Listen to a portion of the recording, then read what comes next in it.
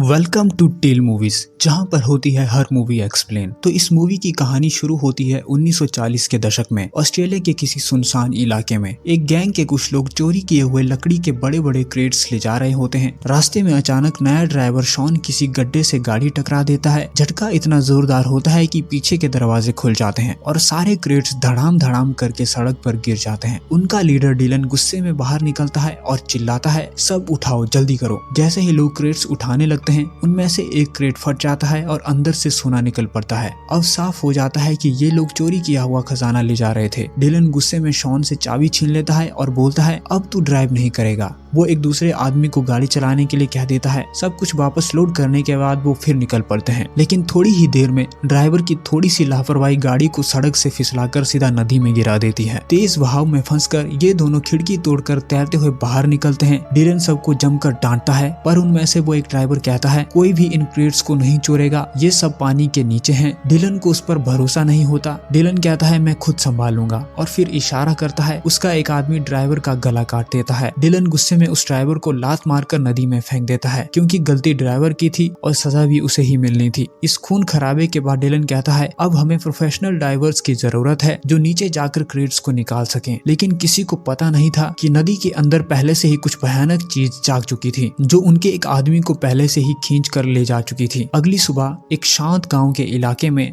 Clara अपने partner Jimmy को एक नए डाइविंग प्रोजेक्ट के लिए तैयार कर रही होती है। वो पूछती है, अर्नी कहाँ है? तो पता चलता है वो अब भी शराब के नशे में सो रहा है। क्लारा जाकर उसे उठाती है और बताती है कि इक्विपमेंट की रिपोर्ट तैयार है। क्लारा बहुत खुश है क्योंकि उसे उम्मीद है कि ब्रिज प्रोजेक्ट का बड़ा कॉन्ट्रैक्ट जल्द मिल जाएगा। लेकिन अर्नी निराश होकर कहता है, अभी तक कॉन्ट्रैक्ट कंफर्म नहीं हुआ और हमारी कंपनी के पास बोट भी नहीं है और उनका बिजनेस ठप है। वो माफी मांगते हुए कहता है, मैं अभी तुम दोनों को सैलरी नहीं दे सकता। क्लारा मुस्कुराकर कहती है, कोई बात नहीं अर्नी, मुश्किल वक्त भी गुजर जाएगा। तभी वहाँ डिलन पहुँचता है और साइट ओनर से मिलने की बात करता है। अर्नी उसे अपने ऑफिस में ले जाता है। बातचीत के दौरान डिलन को पता चलता है कि अर्नी पहले आर्मी में रह चुका है। डिलन बताता है कि उसके एक दोस्त की गाड़ी नदी में गिर गई थी और उसमें रखी कुछ चीजें निकालनी है। पैसों की तंगी में फंसे अर्नी को ये डील लाइफलाइन लगती है और वो तैयार हो जाता है। डिलन सिर्फ एक शर्त रखता है, कोई भी उस वैन के अंदर पड़े सामान के बारे में कोई भी सवाल नहीं करेगा। अर्नी को बात थोड़ी अजीब लगती है, पर वो मान जाता है। डील फाइनल होते ही डिलन और उसके आदमी चले जाते हैं। क्लारा हैरान होती है कि अर्नी ने उसे नहीं बताया कि वो क्या निकालने जा रहे हैं। अर्नी उसे बड़ी रकम दिखाकर कहता है, अब हम नई बोट भी खरीद सकते हैं और सारा गियर ठीक कर सकते हैं। क्लारा खुश हो जाती है। सब तैयारी के बाद अर्नी की टीम नदी के किनारे पहुंचती है, जहां डिलन का एसोसिएट जैनिस उनका वेट कर रहा होता है। थोड़ी देर में डिलन और बाकी लोग भी वहां पहुंच जाते हैं। डिलन गुस्से में पूछता है, बस 2 डाइवर, बाकी कहाँ है? अर्नी समझाता है, ये दोनों ही बेस्ट हैं। क्लारा आर्मी में ट्रेन हुई है और जिमी बचपन से ही पानी में रहा है। डिलन अर्नी की बात मान जाता है और उन्हें काम शुरू करने का ऑर्डर देता है। जैनिस धीरे से पूछता है, क्या तुम उन्हें सच्चाई बताओगे? डिलन ठंडी आवाज में कहता है, कोई फर्क नहीं पड़ता, काम खत्म होते ही सबको मार देंगे। क्लारा और जिमी डाइविंग सूट पहनकर नदी में उतर जाते हैं। अर्नी किनारे से रेडियो और ऑक्सीजन लाइन से सब मॉनिटर करता है। क्लारा बताती है, विजिबिलिटी बहुत कम है, कुछ दिख नहीं रहा। अर्नी सलाह देता है, नदी के तल के पास रहो वरना रास्ता भटक जाओगे। अचानक जिमी को पास में एक बड़ा साया नजर आता है। वो क्लारा से पूछता है, क्या तुमने भी देखा? क्लारा कुछ नहीं देख पाती और दोनों आगे बढ़ते हैं। थोड़ी देर में उन्हें डूबी हुई वैन मिलती है। क्लारा वैन की पोजीशन देखकर कहती है, इसे ऊपर खींचने के लिए क्रेन चाहिए। तभी अचानक एक बड़ी शार्क उन पर झपटती है। वो क्लारा के सिर को काटने की कोशिश करती है। शार्क के जबड़े क्लारा के हेलमेट को जकड़ लेते हैं। स्ट्रगल में उसकी ऑक्सीजन पाइप फट जाती है और उसका हवा से संपर्क टूट जाता है। वो बेहोश हो जाती है। अर्नी रेडियो पर चिल्लाता है, जिमी उसे पकड़ो, मैं खींच रहा हूँ। शॉन भागकर आता है और दोनों मिलकर क्लारा को ऊपर खींचते हैं। काफी मशक्कत के बाद वो उसे बाहर निकाल लेते हैं। कुछ देर बाद क्लारा होश में आती है। जिमी उसके सूट की जांच करता है और एक दांत निकालता है, जो बुल शार्क का दांत था। वो तुरंत डिलन को बताता है, यहाँ शार्क है। डिलन हैरान हो जाता है, शार्क नदी में? वो कहाँ से आई? क्लारा समझाती है, बुल शार्क समुद्र से कई किलोमीटर अंदर तक तैर सकती है। ये खारे और मीठे पानी दोनों में रह सकती है। डिलन मजाक उड़ाते हुए कहता है, इतना डर क्यों रहे हो? तुम प्रोफेशनल डाइवर नहीं हो क्या? अर्नी गुस्से से जवाब देता है, बुल शार्क बहुत आक्रामक होती है, ये डाइवर्स पर हमला करती है। डिलन गुस्से में कहता है, जितना वक्त बर्बाद कर रहे हो उतना पेमेंट काट लूंगा। और ये सब कहने के बाद वो अपने आदमियों के साथ एक फिश पकड़ने वाले बंदे को ढूंढने निकल पड़ता है। कुछ देर बाद वो सब लौटते हैं और उनके साथ एक मछली पकड़ने वाला आदमी आता है जिसका नाम है बॉबी, जो शार्क पकड़ने में माहिर है। डिलन उसे कहता है अगर तूने दोपहर तक शार्क पकड़ ली तो मैं तुझे 50 पाउंड एक्स्ट्रा दूंगा। बॉबी तुरंत तैयार हो जाता है और शॉन और जिमी को भी साथ ले जाता है। तीनों बोट को लेकर नदी के बीच में पहुंचते हैं। बॉबी नाव से मछली के टुकड़े पानी में फेंकता है ताकि शार्क को आकर्षित कर सके। फिर वो कांटा डालता है और इंतजार शुरू होता है। शॉन बंदूक पकड़े सतर्क बैठा है और कहता है जैसे ही शार्क दिखेगी मैं गोली मार दूंगा। अचानक बॉबी को कांटे पर तेज झटका महसूस होता है। वो चिल्लाता है जिमी हेल्प करो, लेकिन इससे पहले कि वो शार्क को खींच पाए लाइन टूट जाती है और शार्क भाग जाती है। बॉबी गुस्से में लाइन ठीक करने लगता है। तभी शॉन शार्क को फिर देख लेता है और गन तान देता है, पर उसे बंदूक चलानी नहीं आती। जिमी झपट कर बंदूक लेता है और गोली चलाता है, लेकिन चूक जाता है। शार्क अब और गुस्से में आ जाती है। वो नाव पर हमला करती है, इंजन को अपने जबड़ों में जकड़ लेती है। जिमी कई गोलियां चलाता है, लेकिन शार्क पर कोई असर नहीं होता। बॉबी हार्पून उठाता है, पर इससे पहले कि वो फेंक सके शार्क नीचे से नाव को टक्कर मारती है और तीनों आदमी पानी में गिर जाते हैं। कहानी अब और ज्यादा खतरनाक मोड़ पर आ जाती है। जिमी और शॉन जैसे तैसे डर के मारे नाव में वापस चढ़ जाते हैं, लेकिन तभी शार्क बॉबी को पकड़कर नीचे पानी में घसीट ले जाती है। कुछ ही देर में वो पूरी तरह से शार्क का शिकार बन जाता है। डरे सहमे जिमी और शॉन किसी तरह किनारे की तरफ भागते हैं, जहां क्लारा और एर्नी उन्हें देखकर राहत की सांस लेते हैं। लेकिन डिलन को किसी की जान जाने से कोई फर्क नहीं पड़ता। वो बॉबी की मौत का मजाक उड़ाता है, जिससे क्लारा बहुत गुस्से में आ जाती है। थके और गुस्से से भरे अर्नी को अब लगने लगता है कि बस बहुत हुआ। वो पुलिस को सब बताने की धमकी देता है, लेकिन डिलन उसे रोक देता है। अर्नी गुस्से में अपनी पेमेंट उसके पैरों में फेंक देता है और कहता है और अब हम अपनी जान जोखिम में नहीं डालेंगे। इससे पहले कि वो लोग जा पाते, डिलन के गुंडे बंदूक तानकर उन्हें घेर लेते हैं। डिलन अर्नी को धक्का देकर नीचे गिरा देता है और सच्चाई बताता है कि उन क्रेट्स के अंदर चोरी किया हुआ सोना है। अर्नी हैरान रह जाता है और पूछता है कि जब वो सोना निकाल लेंगे तो उनके साथ क्या होगा। डिलन ठंडे लहजे में कहता है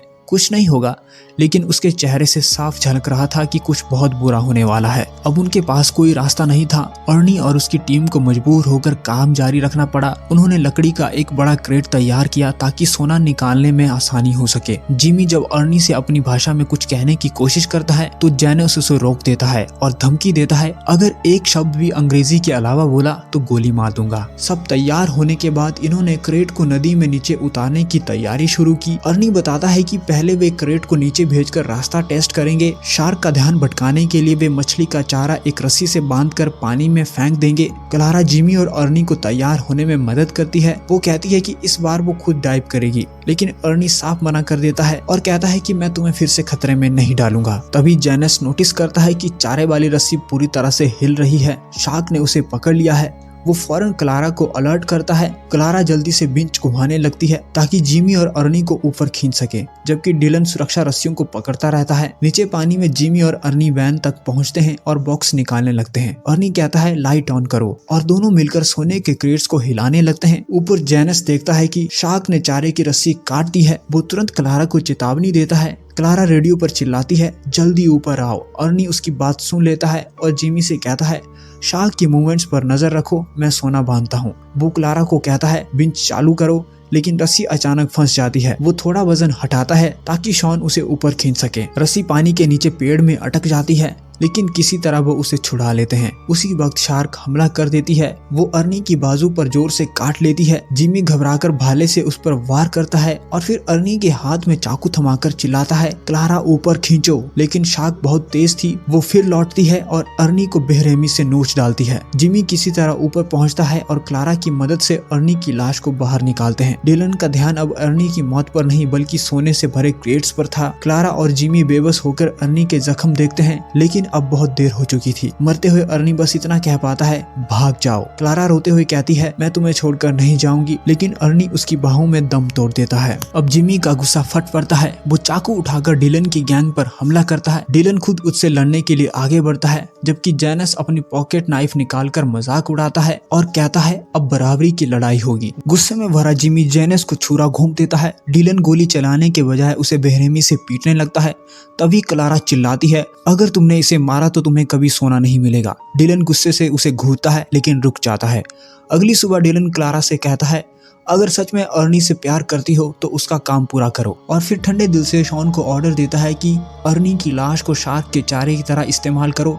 क्लारा का दिल टूट जाता है, जबकि जिम्मी कसम खाता है कि वो बदला जरूर लेगा। अब मजबूर होकर क्लारा फिर से डाइव करती है। वो वैन तक पहुंचकर सोना क्रेट में भरने लगती है, लेकिन तभी शार्क उसे देख लेती है। वो जल्दी से वैन के ड्राइवर सीट में छिप जाती है, जहां उसे एक रिवॉल्वर मिलता है। वो अभी उसे देख ही रही होती है कि शार्क वैन की खिड़की तोड़कर अंदर घुसने की कोशिश करती है। क्लारा जैसे तैसे दूसरी तरफ से निकलती है और दरवाजे में एक लकड़ी फंसाकर शार्क को अंदर फंसा देती है। किसी तरह जान बचाकर वो ऊपर आती है, रिवॉल्वर कमर में छिपाती है और जिमी को गुपचुप तरीके से देती है। जब डिलन और बाकी लोग सोने में मस्त होते हैं, क्लारा अपनी डाइविंग सूट को उतार देती है और बंदूक फिर से छिपा लेती है और सही मौके का इंतजार करती है। डिलन ऑर्डर देता है कि क्लारा और जिमी अर्नी की लाश को नाव में ले जाएं, लेकिन तभी अचानक एक पुलिस वाला आकर चिल्लाता है, सब हथियार नीचे डाल दो। शॉन घबरा जाता है और गोली चला देता है। जिमी तुरंत जैनस पर झपटता है ताकि वो बंदूक ना निकाल पाए, पर डिलन अपना हथियार उठाकर पुलिस वाले पर गोलियों की बौछार कर देता है और वहीं पर उसकी मौत हो जाती है। कहानी अब अपने आखिरी और सबसे रोमांचक मोड पर पहुंचती है। क्लारा बिना देर के ट्रिगर दबा देती है और गोली सीधी डिलन को लगती है। उसी टाइम जैनस जिमी पर टूट पड़ता है। क्लारा उसे भी गोली मार देती है, लेकिन जैनस फिर भी जिमी पर हावी हो जाता है। एक आखिरी कोशिश में क्लारा हेलमेट उठाकर जैनस के सिर पर जोरदार वार करती है। जैनस बेहोश होकर सीधे नदी में गिर पड़ता है और तभी वैन से आजाद हुई शार्क उसकी तरफ झपटती है। अब चारों तरफ अफरा तफरी मच जाती है। क्लारा और जिमी दोनों पानी में कूद पड़ते हैं, जबकि डिलन उन्हें देखकर नाव पर चढ़ जाता है। जिमी बचने के लिए गहराई में तैरने लगता है, जबकि क्लारा नाव पर चढ़ जाती है और अचानक पीछे से डिलन को धक्का देकर पानी में गिरा देती है। तभी डिलन जिमी पर गोली चला देता है। गोली जिमी की टांग में लगती है और वो तैरने के लिए जूझने लगता है। डिलन उसे खत्म करने के लिए निशाना साधता है, लेकिन क्लारा फिर से पीछे से उसे खींचकर पानी में गिरा देती है। डिलन अब बेतहाशा किनारे की तरफ तैरने की कोशिश करता है, जबकि क्लारा मोटर बोट पकड़कर तेजी से आगे बढ़ती है और उससे पहले ही किनारे पर पहुंच जाती है।